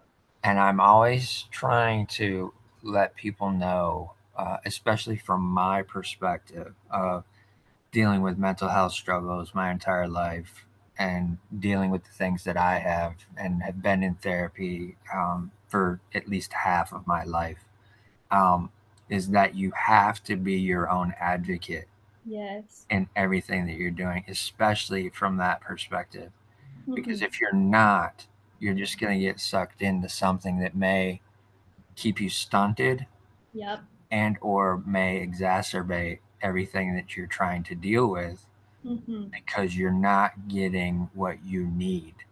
You're Right. just accepting what's being presented to you. Right. Um, and I think that's a key thing to be able to highlight that for creatives in the creative community is that if you are dealing with something where you need to reach out and have some advice or perspective from somebody, whether it's a psychiatrist or psychologist or a professional therapist or anything like that, or even if it's just a mentor, Mm-hmm. someone who's older that you look up to that has some years ahead of you, always be your own advocate to make sure you're getting what you need versus what's being put in front of you. For sure. There and again, being a people pleaser, confrontation is hard for me. And so when Yeah, you're like firing a therapist like that, the first time I broke, I had hives. I was just like, I can't do this. I can't like I'm gonna hurt their feelings. And I'm definitely one of those people that I will avoid confrontation. So I just kind of like slowly walk away and like avoid, avoid, avoid. yeah, And so a lot of times when I say fire, it was just me ghosting them essentially. But it sure. worked and they probably have it all the time. But have been a couple of ones where I just have gotten so frustrated with them. I was like, this is not working. Like I and Yeah, they would be like, honestly, like, yeah, I think it's not working for us too. And so there's been a couple of times, but also like being an advocate for myself, like I cannot do an hour session. Like it is it's almost more draining for me to do an hour session. And so like I will not see my therapist unless I can do a 2 hour session with him. And I have to thank him all the time because most therapists don't do that. It's very draining on them to talk for 2 hours. yeah, But it was the pivotal moment in my therapy sessions and uh, how I was able to like really make a dent and change and me and Landon's relationship as well as me personally was being able to switch to those 2 hour sessions. Um, but again, I advocated, I was like, I need more time. I can't just yeah, do this for an hour. And so, yeah, I love how you worded that of just like being an advocate for yourself. yeah. And to your point as well, from that perspective of the patient scenario of needing more time and Mm-hmm. being willing to wait a little bit longer Right. so that you're able to get it. Um, that's huge. Right. And the reason I say that too is the same reason why I'm doing the podcast the way that I do it, right? Since the beginning, everybody said, no, it's too long. You got to cut it down 30 minutes, hour. And I'm like, you cannot have a conversation with anybody Not a deep one, in no. that short amount of time. And Yeah. I'm just not interested in it. It's Right. Right. I It's can't just do it. surface level small talk, and man, is that Yes, draining. Yeah. for sure. Like I want to know things. I want to see how things play out for people. I Mm-hmm. want to Mm-hmm. draw, strings across their stories, different Yeah. things like that. Yeah. And I have to have, two at least 2 hours, uh, Yeah. at plus. That's I asked for 2 to 2.5. Um, I've had some that have gone on 3 hours, 4 hours, I love that. which is great. Yeah. But I always ask for that up front. I'm like, and some, they're like, oh, no, I can't talk that long. I'm like, all right, no problem. I Yeah. get it. No, Totally I'm get looking forward to it. It did kind of hit me like right when we were starting. I'm like, oh my gosh, 3 hours. Like, I really hope that I have enough to say, but it's been great. it. Oh, yeah. We're just We're just starting. into your beginning of your art career. We haven't got to the meat of it yet. I know, I know. So, as you're seeing these opportunities with these murals pop up, and you're just saying yes Yep, because you feel like you're gonna figure it out anyways. exactly. What is the one opportunity at that point where it was like, oh wow, this is huge. I don't know how I'm going to do it, but I'm going to figure it out because this is just too huge to not step into it. Honestly, my second mural. Okay, perfect. A very big wall. Again, it was so many colors. I think I probably had like 34 different colors. I had to buy a new projector because I was like, there's no way my overhead projector was working.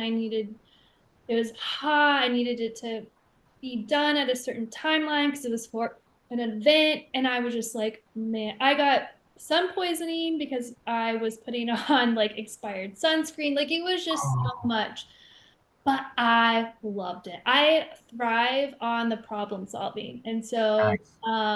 I absolutely loved it. I was just like hooked. And it was for a pretty big brand in Dallas, and there were a ton of influencers that came and took photos in front of it and whatnot. And it just, my career just skyrocketed. I think another thing that really helped was I published my first book in 2017, and that really put me on the map. And so my kind of book and mural career took off at the same time and kind of at the same altitude as well. Like the better my books did, the better my mural gigs were doing. So Okay. that's so I would say probably my second mural, but then also like I know it's not a mural, but publishing my book really was challenging. I remember that when it published that day, I think it was September, it was in September 2017. I was painting a mural that day and I pubbed and I looked down and all these people are like, oh my gosh, I love this book. And I'm starting to see them because it was a how to draw book. And I'm starting to see the people drawing out of it. And I was like, I just ruined my career. Like, so I'm 14, 15, 16, so I'm 3 years in my career. Um, and I was like, I just ruined it. I'm like, why did I just publish a how to draw book to teach people how to draw just like me? I was like, what did I do? Like, why would I do that? And so I panicked for a good week. And then I realized, like, you know what? Like, no, like, this is going to push me. Like, I just need to get better. Because then all these people are going to draw just like me. So then now I need to pivot. That's when I leaned heavily into my murals. I'm like, okay, they can do the paper stuff. I'll do the wall stuff. I'll paint Right. the walls. And so I dived really deep into murals and really pushed myself because I knew that I needed to kind of get away from, I was still doing a little bit of calligraphy and custom paper orders and canvases. And I was like, okay, I'm not going to do those anymore because I'm going to stick to like, if I'm going to do something on paper, it's going to be my books. Yeah. Let me lean into murals because at the time, really no one was painting murals. Right. And so I was like, okay, I need to be different enough because I'm about to teach everyone else this, Yeah. but they're learning it on paper. I'm going to go do it on a large scale wall. And so I think Yeah. that was a big pivotal moment in my thought process of how to continue to keep growing without ruining myself as an artist. Yeah.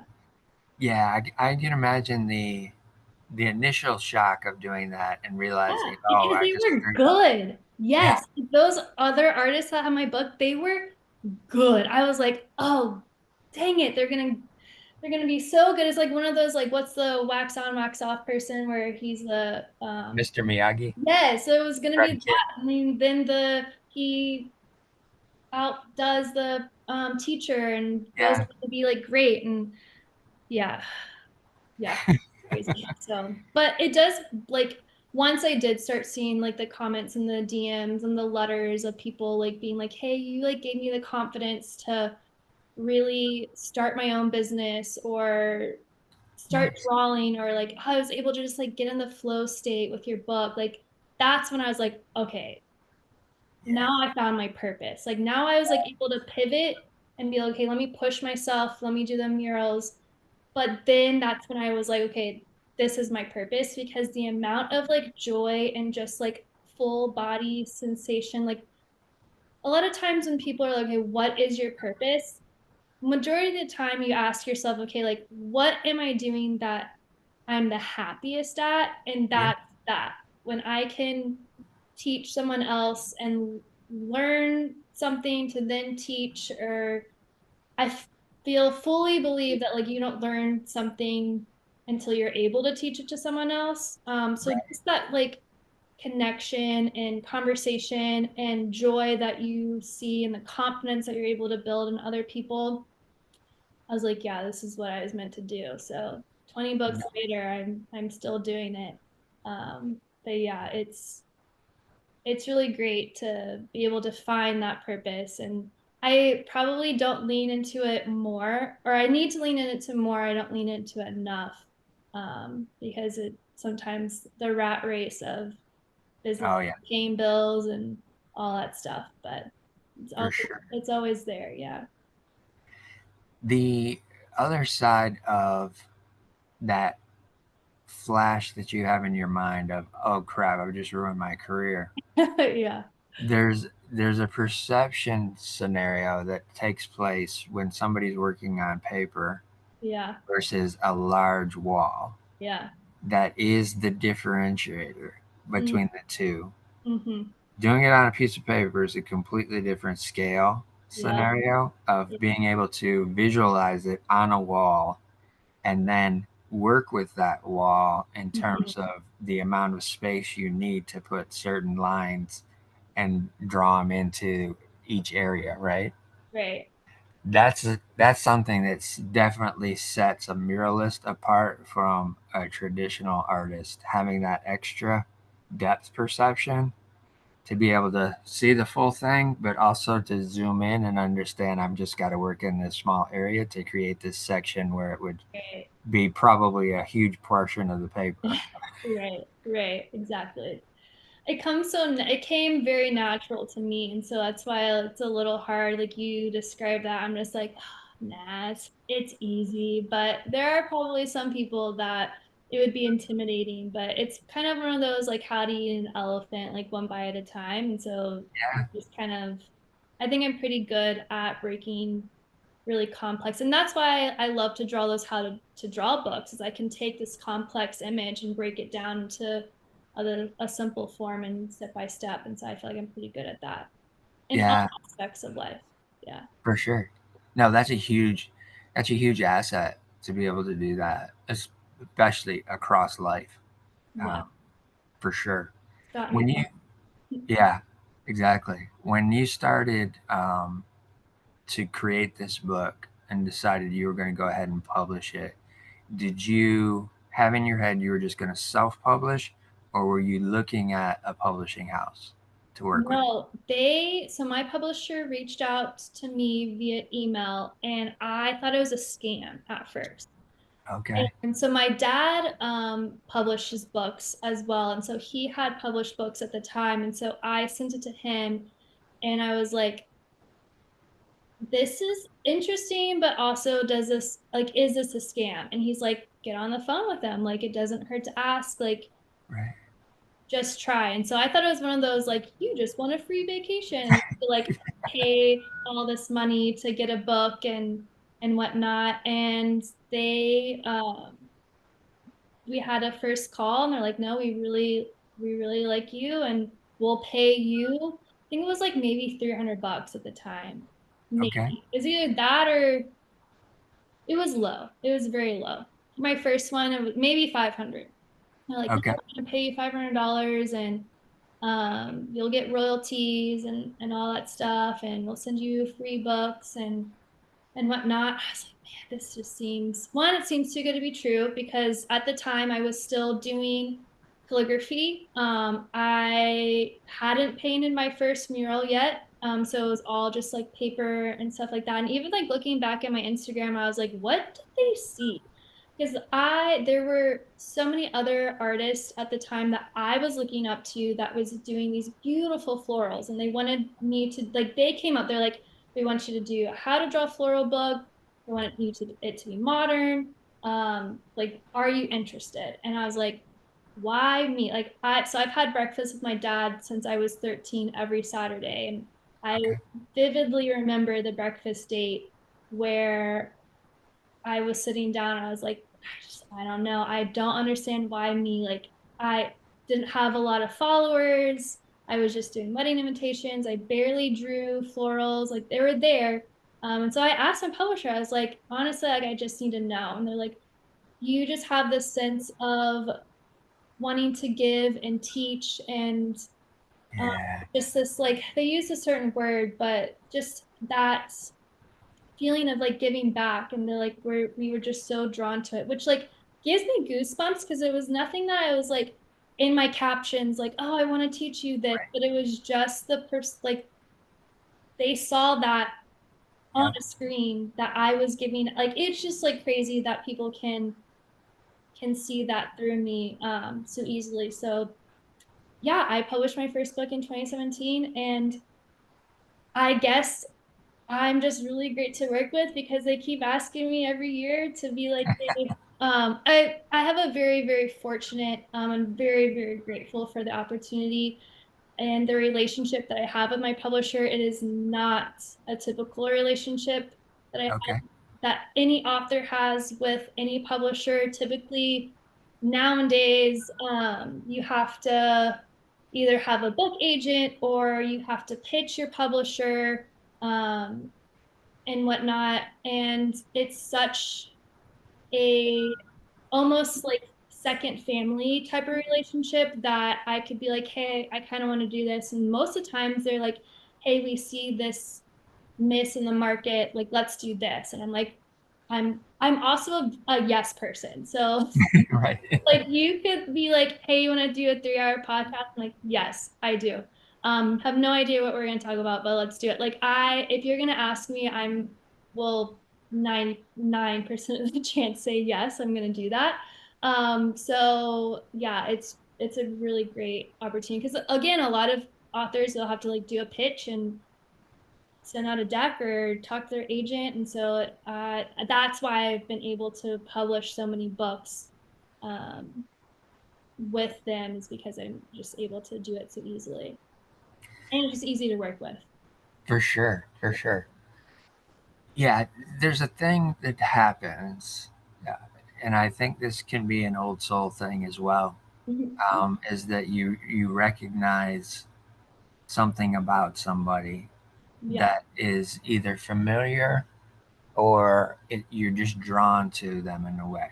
Yes. One of the things that I see with you is you have authenticity in what you do. You have an integrity in you that you may not even realize that comes out with everything that you put online.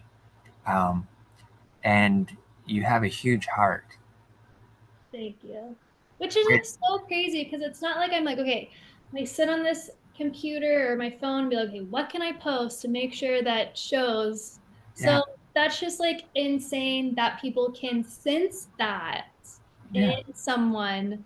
Um, yeah, I think some of the biggest, so if you asked me earlier of like what's been, I don't know exactly how you question it, but it's like essentially like what's been like the biggest projects or things of whatnot. And my that second mural was, again, I had really only painted one mural paid at the time, and they're like, oh, we want you to do this massive mural that I've never done, which is yeah. crazy. But last year I was asked to do a mural that was my first six-figure mural, Okay. which is insane to just even think about that someone's going to pay that amount of money. But I'm it saying holy shit on the other side of this microphone here. was like insane. But it was the largest mural, obviously, that I've ever done. It took me and Landon 30 days straight, no breaks to do. But it was the most colorful mural that I have ever done. I don't have a single lick of color in my portfolio up until this. And I did multiple interviews with the client, in person, over the phone. I had to pitch them ideas, and they they picked me out of who, like, they probably interviewed so many other artists, and for some reason they picked me. And I'm just like still flabbergasted at that, of that I was able to do that, and they trusted me even though I didn't have, again, biggest mural. I've never painted anything this large, never painted anything of, it was birds. Like, I've never painted a bird ever. It was like, all right, let's do birds. Like, we got it. It was crazy. But so that happened. And then it happened again this year where, well, I guess technically last year, where I get pulled into a city meeting, and they're like, hey, like, we know you do murals, but we want you to do a sculpture. Yeah, And I'm like, just never, I don't have any experience in sculptures. But what was very serendipitous of that is that I had like the lowest point of my career of not being busy at all, and just something was tugging on me of like, hey, like, look into public art, like, just see yeah, what it entails, like, what do you need to learn? I signed up for tutoring classes of how to do 3D blender art, all these things. And without not knowing anything, I was just like, let me just learn this, because again, I love learning. Um, yeah. it, Whenever I get super, super low in my thoughts, I'm like, wait, let me learn something. And so that's what I was doing. And the city comes out and like, hey, we want you to do a sculpture. That was the one time that I was like, yeah, totally. And then I'm gonna be like, oh, I'm gonna figure it out. That was the one time I actually came up and I was like, I know nothing about this, but I need to tell you that I actually know something about this, because for the past 3 weeks, that's all I've been learning was sculpture. Oh wow. For no purpose. I was just like, oh, I'm just gonna do a sculpture in my backyard. And again, it was like a God wink is what I like to call Yeah, it. I do too. I Yeah, do too. yeah. So it was just definitely one of those like God wink moments where you're like have no idea what I'm doing this for, and that was what it is. So I don't know what we were talking about earlier, but What we're talking about authenticity. oh, those people like was able to like see that I have a heart. Like, you were complimenting me very, very well. But yeah, those people see that in me, and it's just like so crazy that all these people can take a chance on someone. Not a lot of people, like, I just don't think you meet enough people in your life that will be like, yeah, I'm going to take a chance on you because I trust you Yeah. 100%. Yep. Even though you've never done this before, we know you got it. I'm just Yeah. like, man, that's crazy. It's crazy. Again, yeah, it plays into your character, that authenticity, the integrity, the big heart. I mean, the whole conversation has been a testament to your big heart, because you've been saying you're a people pleaser since you were a kid, right? So you're always wanting to help people, to make Mhm. them feel good, to look Yeah, out for them, that kind of yeah. stuff. Um, and people are able to see that. I don't know if you're familiar with Gary Vaynerchuk at all. No, I'm not. Okay, he's a marketing guru Okay. online. He's stepped into all kinds of creative stuff. But one of the things that he is always throwing out to content creators or anybody that's in business or trying to do business is just be authentic. Like, Hmm. don't worry about the bells and whistles of things starting out. Right, Just start doing it. right. And I think that's huge. And that is something that shows through with your work, is the fact that you're so authentic in what you're doing. Thank you. It just comes across like that. And then, once you start looking at a broader scope of what you've done creatively, then it starts making even more sense as to where you're at and how you got there, kind of a thing. Hmm. Um, and again, playing on that old soul thing, it's just you recognize certain aspects of individuals that you're like, I need to just connect or see if I can connect. Yes. Yeah. and see what happens from there. Yeah. With doing that sculpture, and I was following a little bit of that journey on Insta with you, and the one of the things that I think was a highlight moment for other creatives is the fact that you went looking for other people to help you accomplish it. Yeah. You cannot do life alone. Like it, yeah, it's just a second nature thing for me. Like I knew that, like, yeah, I could probably sit here and do some YouTube videos, but I don't like learning that way. Like I much rather go in person or do a tutor or something. I just can learn so much easier and deeper and whatnot than just doing YouTube stuff. So Yeah, yeah, it that was instant. It was okay. I want to do this. I did a couple, like I feel like I definitely have like a Google University degree because I'm constantly on it. I love Googling things. But yeah, I was like, okay, let me figure things out. Let me learn some lingo. And then yeah, I was immediately like, okay, who can I go talk to? Who can I mentor? Who can teach me? Things like that. Yeah. and also too, I think it's a thing within our brains because I'm Hmm. the same way. Is I need to see something. I need to see how it's being Yes. done for Yes. me to work with it. And I think it's part of that dyslexia component of the brain Oh, interesting. I haven't think about didn't think about that. Yeah. where it just doesn't register with the visual words, right? Mhm. Like you have to see the motion, the process, the physicality of it Yeah. for it to make But I sense. also really love that human connection too. Oh, for sure. Yeah. Yeah. Like I know like a YouTube video and I can like watch them. Man, there's just something different about being able to have a conversation and collaborate and Yeah. whatnot that just hits differently. Absolutely. Absolutely. With doing that and seeing the possibility of that, Hmm. one of the other things that I saw that you have on your website is you had some fabric Yeah. with some of your patterns on it and Mhm. some of your florals. Have you potentially thought of going further in the fabric direction and or into fashion? And then with the sculpture component, have you thought of potentially going further and or into jewelry? Interesting. Um, I so badly want to be the cool girl that like thrifts and like can make a curated outfit. Okay. Like I look up to those girls and love love their creativity so much, but I for some reason just don't have it. Okay. I wear black every single day. There you can see like I own maybe two white shirts, but they have like black designs on them.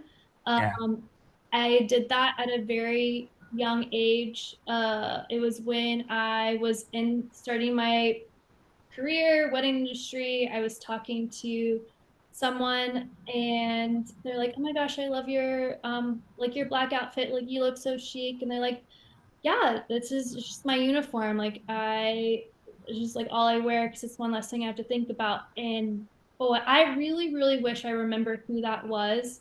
Because it was one of those like someone came up to the table and we were all talking and it was someone else's friend. But man, did he change my life at that moment because I was like, that I need that. And so I wear black because it's just I think I have decision paralysis pretty hard. Okay. And so it's one less thing I have to think about. And it's kind of like that CEO effect. You hear a lot about Steve Jobs used to wear the same uniform, and a lot of CEOs Yeah. have this kind of uniform mentality because it's, again, just one less thing that they have to think about. And Right. so, yeah, fashion, I love it. I love the people that can put on a super cool outfit. And I would rock a super cool outfit, but I just don't have the brain capacity to. do it. But the fabric line was is a really fun story. I also am one of those people that love kind of instant gratification, or if I set a goal, I'm gonna make that. Like there's very few goals I have set for myself that I haven't achieved. Um, Okay. and it's kind of like one of those like things that's like an itch in the back of my mind until I can like achieve it. And so I'm just gonna like do it. So I had the goal and be like, man, it would be so cool to have a home collection line. And so you instantly think like a home collection, Joanna Gaines at Target, Yeah. or let me try to get with an art license agent to then go through that. Like I was like, okay, I guess I need to go through that avenue in order to get a home collection line. And but I was like, okay, this is gonna take way too much time. So I'm just gonna do it myself. So I figured out how to create a home collection line for myself. And it was a mixture of like making my own things, drop ship. That's when I was able to learn about drop shipping, Yeah. things like that. And so I went all in and I hired a photographer. We created this like digital catalog. Like I tried to make it as cool as possible. And so many people were like, oh my gosh, who's your agent or who are you working with? Like they thought that I was working with someone else. And I'm like, no, it was just me. And so I launched that. It was probably like my most successful art launch career to date because I just hyped it up so much and I made it look so cool. But Mata, the fabric company that I work with now, they saw that. They thought I had was working with someone. They're like, hold on, we love your designs. Like, would you create fabric for us? And I was like, sure, all right. So I've been working with them ever since. I've done a collection with them every year, and it's really great to have that connection. I'm actually next weekend going to my first quilters market with them and gonna hang out with the quilting community, which quilting community is so strong. Like, I love it. Um, Yeah. but yeah, I definitely have a sewing machine and I definitely have many thoughts of like making quilts or clothes or things like that. I just don't have, I feel like I don't have the brain capacity to think about it yet. So it's kind of one of those like back burner when I retire um, Right. things that I would do. And then as far as jewelry goes, I really don't wear any jewelry either. I'm such a plain Jane type of gal. Okay. I wear a ton of rings. Like typically when I'm out, I'll have a ring on every finger.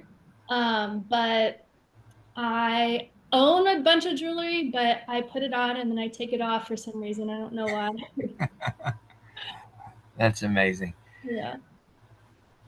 Two things that I'm realizing, Yeah. uh, based on the fact that you love black so much, Yes. right?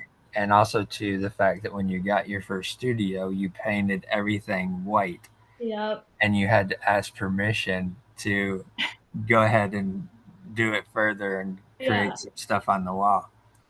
But I think it plays into that element throughout your storyline of getting to a place of starting to look at things in grays. You Mm. had put that instant perspective put in front of you very young of Yes. black or white. Yes. And at this point in your life, you're starting to blend those together, Mm-hmm. right? Mm-hmm. To get to those grays. So I think eventually you may get to a place where you're starting to see some color start to flourish in what you're doing. Well, I mean, I'm very thankful for my community of Instagram followers because I never once are like, oh my gosh, where's all because before last year I painted every single mural and it was always black and white. There were like trickles of some where I would have like pops of color. Yeah. Now I think I did one black and white mural this year, and every other mural has just been full color, like all of them. And so it's a big change for me. Um, but yeah, it's been refreshing and nice to be able to like pivot so easily in that direction.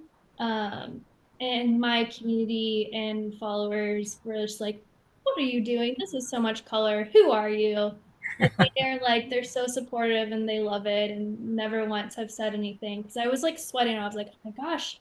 Cause I built my whole brand for years, 10 years on black and white. And still when Yeah, people see a black and white floral, like majority of the time they're gonna think of me. And I love that. And I still love all of that too. And so yeah, been nice, but it's also been scary because I'm like, okay, well, are they still going to be able to see me if I paint color? And so that's been really hard to navigate and try to make sure that I, again, art not ruining my art career again, all over again of like, what am I doing? But like personally, everyone's like, wow, you're really on brand. I'm like, well, the brand is me. So yes and no. Like, um, what I love is still like you can see behind me. I just love black and white and neutrals and yeah, texture. So I think my whole life will still be that way. I do have blue hair, and that's the most colorful thing in my entire life or house. But yeah, it'll be interesting to see if I ever start adding color into my home. That will be when things really start to like pick up and be like, okay, you're changing quite a bit, but we'll see. yeah. Why? What was the decision to choose blue for the hair color? It kind of happened on accident. So I was silver for a really long time, and then I overdid it one time with purple shampoo, and so the silver kind of turned purpley. Yeah, And then I was like, okay, this kind of works. And then I found this new hair dye that started off silver, but then faded into purple. It was like the weirdest hair in science. It's weird. It's weird. But so that happened. So then, which is really funny because purple is my least favorite color. And so people thought that that was my favorite color because my hair was purple. I was like, no, I actually don't like it, but I'll live with it. And so it was to the point to where I was like, oh my gosh, I hate this. And I put in a new a hair mask to get back to a color, and then it turned blue. And then I have never in my life gotten so many compliments on my hair when it was blue. And I was like, maybe this is a thing. I'm very, very much like a dot's a dot, two dots is a line, three dots is a trend. And so yeah. it comes in threes. I'm like, okay, this is meant for me. And so I think I was like, all right, I'm just gonna stick with the blue for a while. So Nice. yeah, I forget all the time that my hair is a different color. All the time until this like little girl comes up to me, I like your hair. I'm like, oh, thanks, thanks. Oh. Yeah. One of the interesting things that I'm seeing as well, even the fact that you're into numbers and sequences, Yes. um, is going back to the old soul scenario and all of the different things that you've done over the course of your career so far. And also, too, looking at it from a perspective of you didn't start out thinking that you were going to be in art full on, right? Gosh, no, yeah. So, what I'm seeing with you visually right now is an element of I like to relate things to animals and animal totems and different things like that. Okay, I love this. And so, what I'm seeing for you is the crow or the raven. They're in the same. Ooh, They're in the same family, right? okay. But the crow and the raven, they have the ability to walk between two worlds. Oh, I love this. Keep unpacking. I love this. don't think I've ever had this a conversation like this, so keep going. Okay, so the crow and the raven, they can walk between the two worlds. They work Uh-huh. the physical realm that we're in, Yeah, but they also walk in the non-physical realm. So yeah. they have the capacity to go back and forth between Mhm. the two. And if you've ever looked at a crow or a raven, whenever they've been able to hit the sunlight just right, they have shimmers of blue Yeah. in the black feathers. I have goosebumps. Yes. Perfect. Crazy. Yeah. That message Never was for thought of you. it. Yeah, I've never thought of it this way. I'm about to go look at all the meanings behind a color ribbon. So yeah, you're already embodying it Yeah, with the without the black yeah, and the blue. yeah. Um, with another question I had that come up as you were talking was, have you ever looked at Patreon as another facet of your career? I have, and I have a really good friend that that's what she like makes a lot of her income on.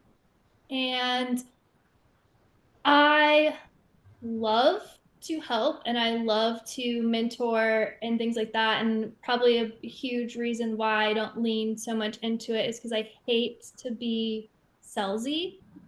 Got Um, it. and so Patreon seems like a constant, like, okay, go to my Patreon or oh, go to do this or go do that. And so it's always in the back of my mind of like, oh, maybe I should do this.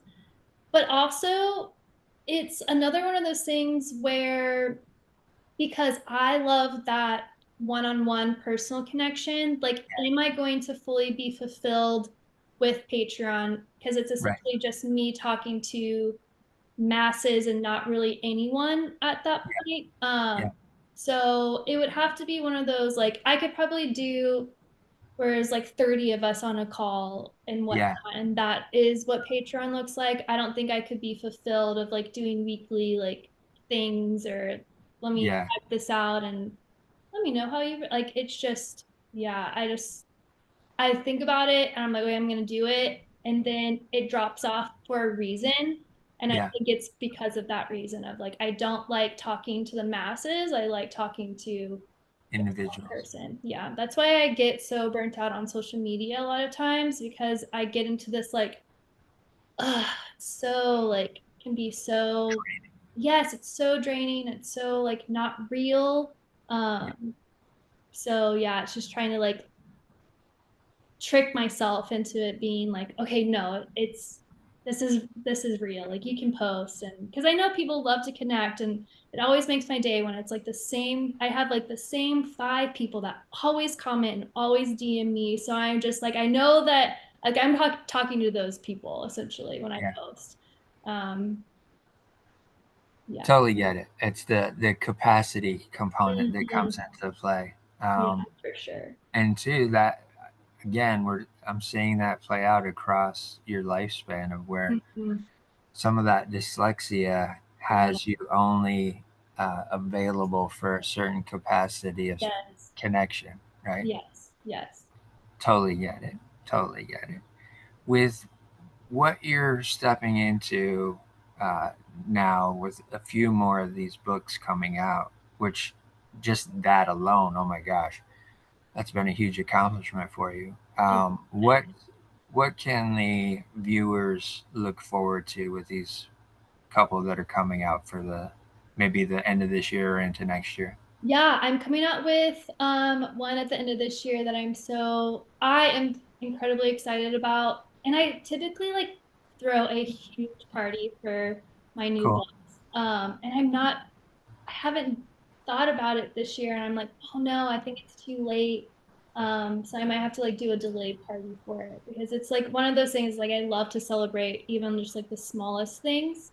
Or try to remind myself to because like when a book publishes and it's just another day and you don't have anything to look forward to like a party then you like wake up and you're like post about it and you're like all right it's done like new book. um, Yeah. but I'm creating a sticker doll storybook which is Oh, cool. oh, completely different because I typically will do a coloring book or how to draw book. So this is completely different realm. And it's really crazy that I'm like so heavily into the kid genre, even though I don't have kids, but Right, right, it's right. really cool again just to be that example for the next generation of like the example that I never got to be or I never got to have.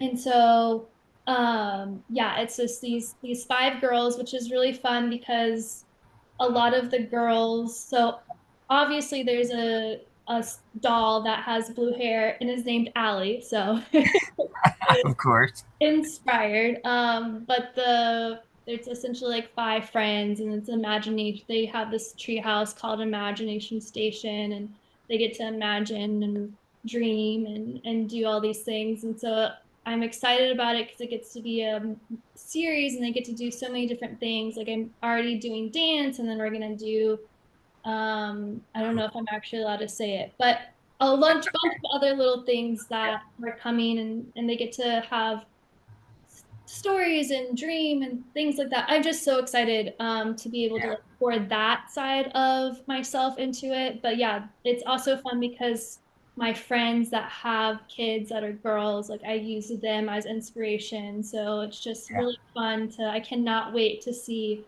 their faces when I get to give them those books and they get to see themselves and For something. sure. So yeah, can't wait. You get to be that creative nanny. Yes, right, right. Yeah, I'm the cool aunt. Yeah, Yeah. yeah, That's very cool. right. That's very cool. And I for sure could see it being and developed into a series. Think it's a huge opportunity, Yeah, huge yeah. No, we're already open like, handed. yeah, we have like 20 books just in Oh, this little jeez. things, just like planned out. So who knows if it will like actually fully happen, but like the first five are for sure set in stone. So it's just like, it's really cool to be able to like see where these girls are going to go and explore and the lessons that I get to teach them through creativity. But and then it's also be able to be like the cool girl, like how I've always said of like I love all the outfits and things like that and whatnot. And that's essentially what this book is that these girls get to dress the little dolls. Um, Yeah. and so it's really fun. Like I can't wait to see what all these cool little girls are gonna do creativity wise of dressing all the dolls in the story. So yeah, I'm excited. Well, even creating those elements, right, that they get Yeah, to play with, yeah, that's akin to being that fashion designer, right. right? I In your want own. to have it deep down in me if I didn't have so much other Yeah. stuff going on. But I think what you're doing is you're finding your lane, right? You're finding exactly what you said early on. Those things that are fulfilling your heart and your soul. Yeah, And shifting into that is the pivot where it's going to give you the most joy. right, right. And you being able to find that in stride at Mhm, 34, from mhm. my perspective, is amazing Thank you. because you have so much opportunity hereafter going forward. It's just going to be, it's going to expand exponentially the way I'm seeing it right now. I Um, it definitely scares me because I feel like every year, like especially towards this time of year, I'm like looking back at all the things that I did. I'm like, this was a great year. Like, I don't know, Allie, I don't know how you're gonna top this one. And I always seem to top it. Always. Always. And I don't have any like, okay, I'm gonna do this, this, and this, and that's how I'm gonna top it. It just happens. And so it's just being able to have the strength and the courage to just like take it and be like, it's gonna happen.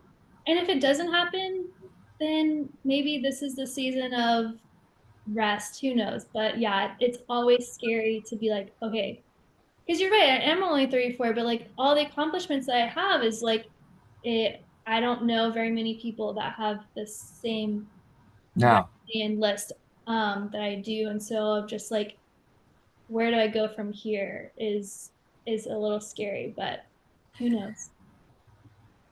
go research Crow and Raven. I am. You seriously, you don't doubt me because that's exactly what I'm doing the minute I get off this phone call. Yeah. Yeah, you're gonna be able to see some things that hopefully will help you release some of that fear Okay. going forward. And maybe you will see some things as well where you can start to take on some of the characteristics Do you want of to know that. what's also really crazy is that like for Halloween, like I use pros all the time in all of my Halloween stuff. There you go. Here you go. Goosebumps. Insane. I love it. Yeah. So that's the message for today from this conversation for you. Right. For the audience going forward, just do not be afraid to pivot as Allie has shown throughout her story. Don't hesitate. Go ahead and do it. Moving in the direction that feels right for you. Yeah. Um, Because I yeah, pivoted a lot. Like it was, if yeah, it wasn't watercolor or canvases or globes, then I pivoted to wedding invitations. Then I yeah. was doing like um hand painted jackets. I did like 500 hand painted jackets one year. Oh, wow, wow. But it started because I was going to a party and I was like, I'm just gonna hand paint this jacket. And that's how it started. So a lot of the things that I was doing, like I painted my first mural for my studio, and that's how I was able to get into murals. I painted jackets, that's how I was able to get that. I took a chance on myself, and that's how I was able to do those books. So it always people are like, oh, I don't know how to pivot, or they try too hard to pivot, right? Where they're Yeah, like, okay, I need to make this business plan, I need to do this because I need to pivot. Sometimes those just don't work. Just like with like, oh, you need to look into Patreon. I've tried multiple times to pivot in that direction, and I tried too hard and it wasn't fulfilling because yeah, I was trying to make it work too much. And it didn't work out. And so when people come to me and they're like, okay, um, maybe I need to pivot, maybe I need to quit my job, maybe I need to do this and XYZ. Like it has to start, at least for me personally, it has to start for myself first, then yes. the right, and then it will be a much stronger connection and more longevity when it starts out that way versus trying to do it for someone else. No, absolutely. 100% you are on the money. Yeah. And That's and if you're pivoting because to make money, it will never work. It will right. never work. I try to tell people that all the time. I was like, you'll either burn out or it just won't.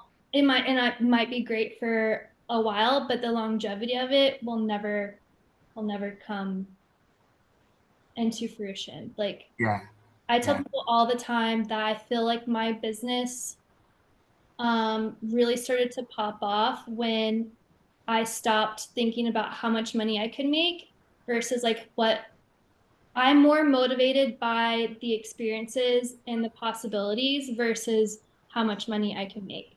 And the minute I switched my mindset to that, I have made more money than have ever in my career.